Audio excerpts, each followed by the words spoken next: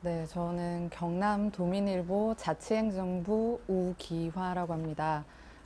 자치행정부를 맡은 지는 2달 조금 넘었고요. 그전에는 시민사회부에서 교육 담당을 했었습니다. 도교육청 행정사무감사에서 미활용 폐교 관련한 이제 의원들의 질타가 많았습니다. 전국에서 미활용 폐교 수가 경남이 가장 많다는 지적이 나왔었고요. 그래서 이제 올해 들어서는 이제 교육청에서 본격적으로 이제 미활용 폐교 감축의 해로 이제 도교육청에서 그런 사업을 진행하기도 했고요. 그러면서 이 미활용 폐교 문제를 조금 더 적극적으로 좀 해결할 수 있는 방안에 대해서 고민하는 기사를 좀 써봐야겠다. 이렇게 해서 기획을 하게 됐고,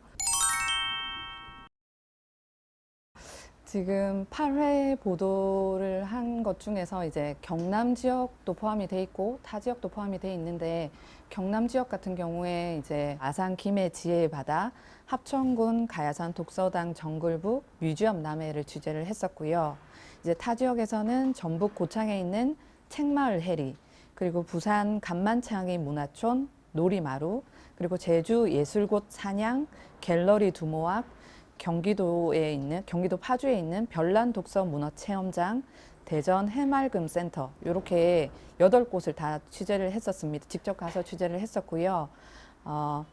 인상적인 거는 이제 대부분 이렇게 이제 제가 추천을 받거나 조사를 해서 갔던 곳이어서 대부분 이용자들의 만족도가 높은 게 제일 좀 와닿았었는데요. 뭐 통계 자료뿐만 아니고 실제로 이용자들 인터뷰를 해봤을 때 어, 상당히 이런 폐교를 활용해서 새로 생긴 공간에 대해서 만족도가 높은 걸로 보였습니다.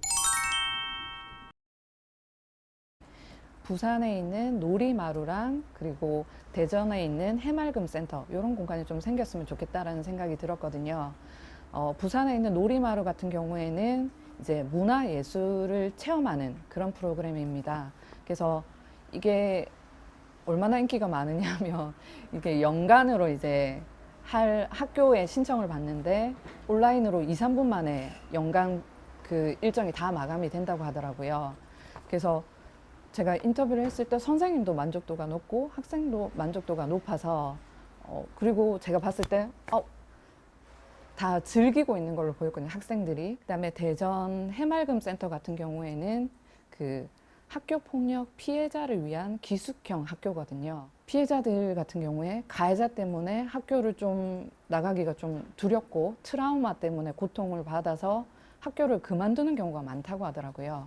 그래서 이런 거를 좀 막고자 학생들의 어떤 심리 치료도 하고 그다음에 교육도 같이 진행을 해서 그 교육이 계속해서 이어질 수 있도록 하는 그런 공간인데 전국에서 유일하다 하더라고요. 대전에 있는 게. 그래서 경남 지역 학생들도 대전까지 가서 거기에 이제 참여할 수 있는 형태여서 너무 좀 어려운 거 아니냐.